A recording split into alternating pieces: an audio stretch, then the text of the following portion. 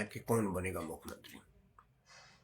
अब समाचार चैनल पर किस तरह का चला जाता है अब बताइए। देखिए, स्टूडियो से एंकर बोल रहा है, एक महत्वपूर्ण ब्रेकिंग न्यूज आपको दे रहा हूं राजस्थान से। राजस्थान से ब्रेकिंग न्यूज है, मुख्यमंत्री कौन बना। हाँ जी मिस्टर फलाना, क्या मामला है। बोला जी देखिए, यहाँ के लोग भी कह रहे हैं कि कोई भाजपाई मुख्यमंत्री बनेगा, कौन बनेगा नहीं बता। देखिए ये सबसे बड़ी ब्रेकिंग न्यूज, मतलब समाचार चैनलों पर ब्रेकिंग न्यूज है कि कौन बनेगा मुख्यमंत्री, किसी को पता नहीं है। मुझे पता है, मुझे पता है कि कौन बनेगा मुख्यमंत्री। आदरणीय प्रेमनाथ दीदी जी को सादर प्रणाम। असल में क्या था कि जब मुख्यमंत्री की बात आई उसके पहले चुनाव आया। जब चुनाव हुआ, भाजपा जीती, तभी तो मुख्यमंत्री की बात आया। तो मुख्यमंत्री बनने के लिए यह बताना पड़ेगा कि आपने अपने दम पर कितना विधायक जितवाया। यह बड़ा स्पष्ट हो गया था। मैं भी अपने चैनल पर और समाचार चैनलों पर जहां मैं बोलता हूं, अलग अलग हर जगह मेरे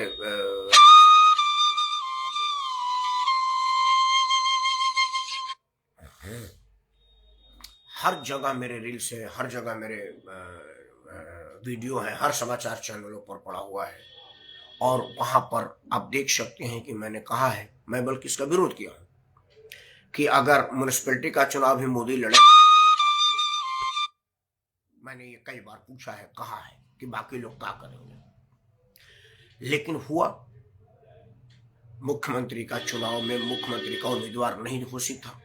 भारतीय जनता पार्टी ने कहा कि कमल चुनाव लड़ेगा और कमल ही विजयी होगा, और जो कमल के निशान पर बटन लगाएगा मुख्यमंत्री फिर दिल्ली से डिसाइड होगा। यह पहले से स्पष्ट था। तो फिर किसी राजा रानी महारानी महाराजा को आगे आकर के उकताने, छटपटाने और परेशान होने की क्या जरूरत है। हमने पूरा चुनाव में देखा कि मध्य प्रदेश में शिवराज सिंह चौहान बिल्कुल साइडलाइन किए गए थे। मैं अपने फेसबुक लाइव में आपके चैनल पर भी बोला है कि यह गलत बात है। शिवराज सिंह चौहान को इस तरह से लाइमलाइट से हटाना ठीक नहीं है। शिवराज सिंह चौहान ने मध्य प्रदेश को 18-20 साल तक सेवा किया है और जमीन पर मध्य प्रदेश में कहीं शिवराज सिंह चौहान का कोई विरोध नहीं है। हम सामाजिक लोग हैं और हम लोग घूमने फिरने वाले लोग हैं। चुनाव कवर करने के लिए गए थे। जमीन पर शिवराज चौहान का कहीं कोई विरोध नहीं था। जब जमीन पर आपके नेता का कहीं कोई विरोध नहीं है तो उसको लाइमलाइट से हटाने का क्या उद्देश्य था। उद्देश्य को मैं जानता हूं या वर्णन नहीं करूंगा। वही हाल राजस्थान में था। राजस्थान में महारानी को तो कई जगह मंच पर भी नहीं बुलाया गया और बगैर महारानी का यह चुनाव हुआ है। छत्तीसगढ़ में रमन सिंह को अंतिम दिन खुद चाह के बोले कि पर्चा भर दूं, तो मोदी ने कहा भर दो, कोई दिक्कत नहीं है, पुराने आदमी हो। रमन सिंह तो पूरे 5 साल तक दिखे भी नहीं थे। तो ये जो 3 राज्यों में विजय हुई है वो मोदी की विजय है, इसमें कोई संदेह नहीं है। और यह बेशक आपको लोकतांत्रिक तरीके से गलत लग रहा हो, क्योंकि मैं लोकतंत्र को मानने वाला आदमी अधिनायकवाद को नहीं मानता, अधिनायकवाद का सपोर्ट नहीं करता। जिस तरह से मैं मैडम सिंधिया को राजस्थान के मुख्यमंत्री बनाने का बिल्कुल समर्थन नहीं करता, क्योंकि वो घमंडी महिला है। उमा भारती की तरह से वो घमंडी थी और उनका हश्र भी उमा भारती वाला ही होगा, आप देख लीजिएगा। लेकिन वो क्या होगा वो भैंस बात है। अभी बात कौन बनेगा मुख्यमंत्री, क्यों बनेगा मुख्यमंत्री और कौन बनाएगा मुख्यमंत्री। ऐसा कैसे कोई बन जाएगा मुख्यमंत्री, मेरा ये लाइन है। उसी पर कौन बनेगा मुख्यमंत्री, कैसे बनेगा मुख्यमंत्री और क्यों कोई बन जाएगा मुख्यमंत्री, इसी 2-3 लाइनों पर 2-3 मिनट आपसे बात करूंगा। सबसे पहले कौन बनेगा मुख्यमंत्री, ये मोदी को पता है, आप चर्चा कर लीजिए। और मोदी इतना सीक्रेसी मेंटेन करते हैं कि वो किसी को कानों कान खबर नहीं देता। कहा जाता है कि एक हाथ से करे दूसरा हाथ को पता ना चले, उतना ज्यादा सीक्रेसी मेंटेन करते हैं श्रीमान नरेंद्र मोदी।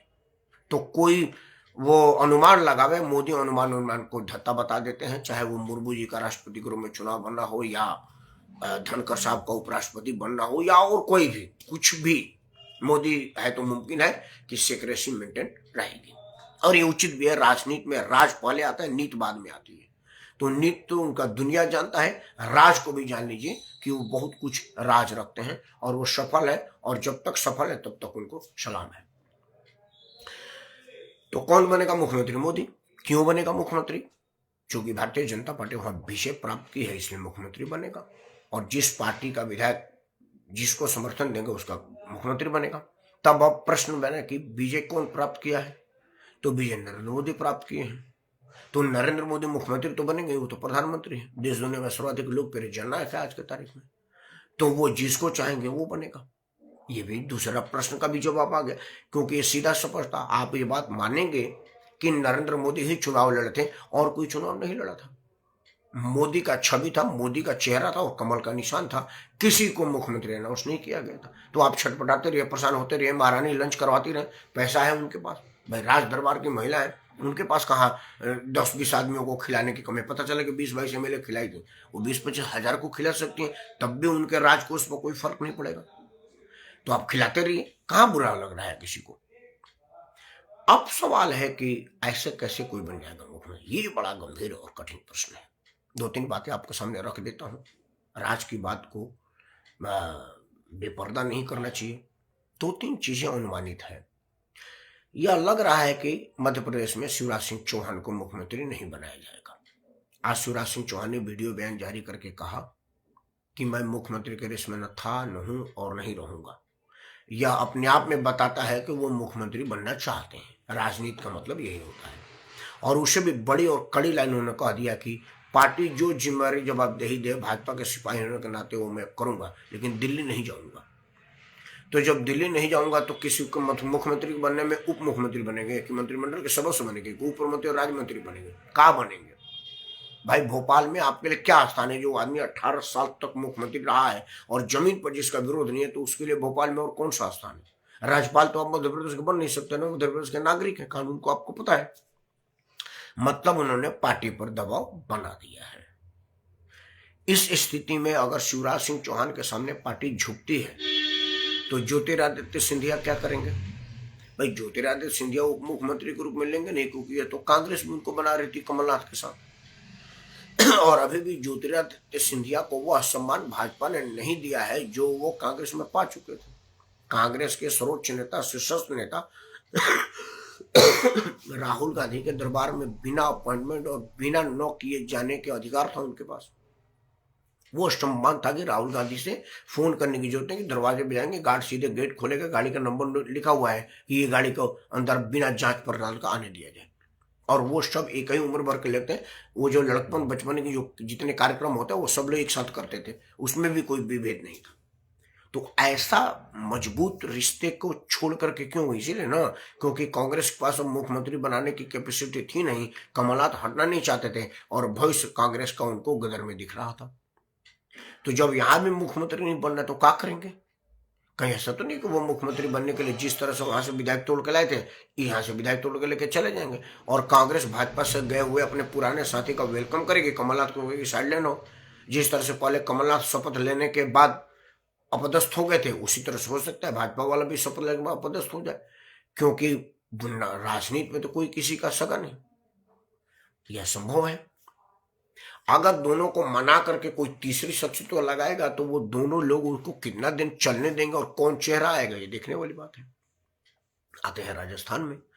राजस्थान में मैडम सिंधिया हर बार अपनी तेवर दिखाती रहती हैं। इस बार भी उन्होंने एक तरह से बगावती सुर अपना दिया। जीते हुए विधायकों को बुला करके लंच कराना, पार्टी पर दबाव बनाना होता है कि इतना विधायक मेरे कंट्रोल में है और मेरे सीधा संपर्क में है। कहा जाता है कि 25 निर्दलीय विधायक जिसको भाजपा ने टिकट नहीं दिया था उसको मैडम ने खड़ा करवा के जितवा दिया अपने दम पर। तो वो 25 निर्दलीय भी इधर है। तो इस तरह का दबाव मोदी नहीं सहते हैं। मोदी है तो सिर्फ योगी के सामने झुके, बाकी किसी के सामने नहीं झुकेंगे, जितना मैं मोदी को जानता हूं। तो कहीं ऐसा ना हो कि फुआ भतीजा दोनों मिलकर के विरोध कर दें। और अशोक गहलोत से उनका पुराना याराना संबंध और मधुर संबंध है। एक बार तू एक बार मैं, एक बार तू एक बार मैं का खेल चलता रहता है। यहां तक उन लोगों के संबंध का असर है कि उनके अपने पार्टी के पूर्व प्रदेश अध्यक्ष उनके विरुद्ध धरने पर बैठा। मतलब अशोक गहलोत का अपना नेता सचिन पायलट सिंधिया जी के विरुद्ध घोटाले को फाइल अशोक गहलोत पर दबाव बनवाने के लिए उनके विरुद्ध धरने पर बैठ गया था। और अशोक गहलोत का रेडी गद्दार है। अब वो भाजपा के नेता का घोटाला खोलने की बात गद्दार कह रहे थे या किस पर गद्दार कर रहे थे ये तो सबको पता है। तो दोनों लोगों की आपसी साठगांठ का आपको पता है। तो ये मैडम क्या करेंगे यह देखने वाली बात है। छत्तीसगढ़ में तो मुझे लगता है कि वो जो आदिवासी महिला है उनका चांस है या वो साहू जी का चांस है, रंजना या साहू, दोनों में से कोई एक बन सकता है, क्योंकि वहां पर विरोध है नहीं, क्योंकि रमन सिंह जी का आयु है और रमन सिंह सक्रिय थे भी नहीं और रमन सिंह विरोध करने के हैसियत में भी नहीं है और रमन सिंह को एकोमोडेट भी नहीं किया जाएगा कि आप केंद्र में आ जाइए, मंत्री बना देते हैं, फलाना कर देंगे। हो सकता है शिवराज चौहान को उपराष्ट्रपति राष्ट्रपति बनाने के लालच देकर के बुला लिया जाए, मैडम सिंधिया को भी कुछ इस तरह का समावेश करके उनके बेटे को यहाँ मंत्री बना करके उनको कुछ बना करके बुला लिया जाए और वो मान भी जाए, नहीं तो ईडी सीबीआई तो है ही है। अगर मोदी अपने पे चाह जाएगा तो विरोध आप कर नहीं पाएंगे और सिंधिया जी का केंद्र में मंत्रिमंडल मजबूत है ही है। मुझे लग रहा है कि सिंधिया का सितारा बुलंद हो सकता है। जिस तरह की सोच मोदी रखते हैं पिछले प्रेमी, उससे पिछले समाज का कोई आदमी जा सकता है। अब राजस्थान में कोई मुख्यमंत्री बनने के जो आसार है, उसमें जो 2-3 नाम मेरे को लग रहा है मोदी के वजह से, वो है अश्विनी वैष्णव। अश्विनी वैष्णव आईटी क्षेत्र में बड़ा काम कर रहे हैं। रेल दुर्घटना में वो बेचारा जब तक रेल चल रहेंगे तब तक वो स्पॉट पर थे। आईएएस ऑफिसर हैं, ब्रिलियंट आदमी है और मोदी मंत्रिमंडल में सबसे ऊपर काम करने में उनका नाम है और मोदी के विश्वास पात्र आदमी भी हैं। तो हो सकता है राजस्थान में अपने विश्वास पात्र को भेज दें। दिल्ली में तो वो किसी से भी काम करा लेंगे। राजस्थान को दिल्ली से कंट्रोल करना आसान नहीं है अगर उनका एक आदमी वहां ना हो तो। और दूसरा और जो महत्वपूर्ण नाम है वो राजस्थान में है कि अगर पिछड़ी में जाएंगे, ज्यादा पिछड़ी में जाएंगे तो अर्जुन राम मेघवाल पिछड़े समाज के आईएएस अफसर हैं, वो भी अनुभवी आदमी है, केंद्र में मंत्री भी हैं। और नहीं तो कोई नया चेहरा, जिस तरह से फडणवीस को ला दिया था, कोई आवे। लेकिन जो भी आएगा वह 24 की गुणा भाग को करके ही आएगा। मोदी 24 को खतरे में नहीं डाल सकते। शिवराज चौहान मध्य प्रदेश में फैक्टर हैं, 24 के लिए असर डाल सकते हैं। उसी तरह से मैडम सिंधिया भी राजस्थान में फैक्टर हैं, 24 की असर डाल सकती हैं।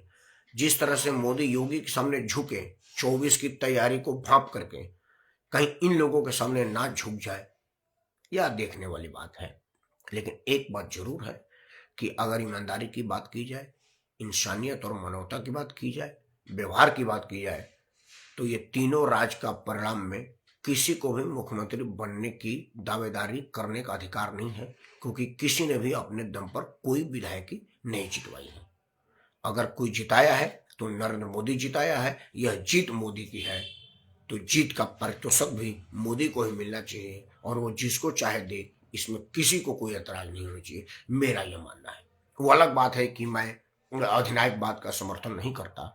मेरा मानना है कि नरेंद्र मोदी अधिनायकवाद की तरफ बढ़ रहे हैं, जो उचित नहीं है, लोकतंत्र में ये खतरनाक है। लेकिन फिर भी मोदी ने मेहनत तो किया है भाई, इसमें तो दो राय नहीं है। और जो मेहनत किया है उस मेहनत को प्रणाम करना पड़ेगा। बेशक आपको अधिनायकवाद की बू आती हो, अधिनायकवाद बुरा लगता हो, लेकिन है तो है, क्योंकि मोदी के बाद कोई ऐसा नहीं है जिसकी लोकप्रियता देश दुनिया में मोदी जैसा है। तो राजनीति में जो लोकप्रिय है उसके हाथ में सत्ता है और उसी के हाथ में सत्ता होनी चाहिए, नहीं तो देवगौड़ा जैसा हाल हो जाएगा, कृष्ण A.K. गुजराल जैसा हाल हो जाएगा, चंद्रशेखर विश्वनाथ प्रताप जैसा हाल हो जाएगा। और यह 140 करोड़ से ज्यादा की जनसंख्या वाले को ढूल मूल प्रधानमंत्री नहीं चाहिए। बिल्कुल लठगाड़ के, कतई लठगाड़ करके निर्णय लेने वाला चाहिए जो मोदी है। क्योंकि मोदी में एक बात तो माने कि डिसीजन पैरालिसिस नहीं है।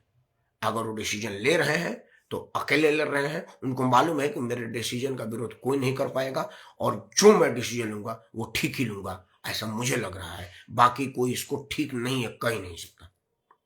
और इतनी बड़ी देश के लिए ऐसा ही नेता चाहिए, राइट रॉन्ग जो भी ले रहा हो, ढूल मूल ना करे। इसलिए मेरा समर्थन मोदी को है। आप जिसे चाहें उसे मुख्यमंत्री बनाएं, लेकिन काबिल को बनाएं। जातीय सांठगांठ, जिस तरह से बिहार में उप मुख्यमंत्री बनाए थे, कैसे महिला का जो उठ से उठा नहीं जा रहा था और जवान चला रही थी तो फालतू बोल रही थी। जिस तरह से आपने उत्तर प्रदेश में योगी जी को 2 टंगरी मारने वाला दे दिया, वो जो दिन भर अनकंफर्टेबल करते रहते हैं, इस तरह का कोई बात ना हो। क्योंकि राजनीति में होनी चाहिए, राज में राज नहीं होना चाहिए।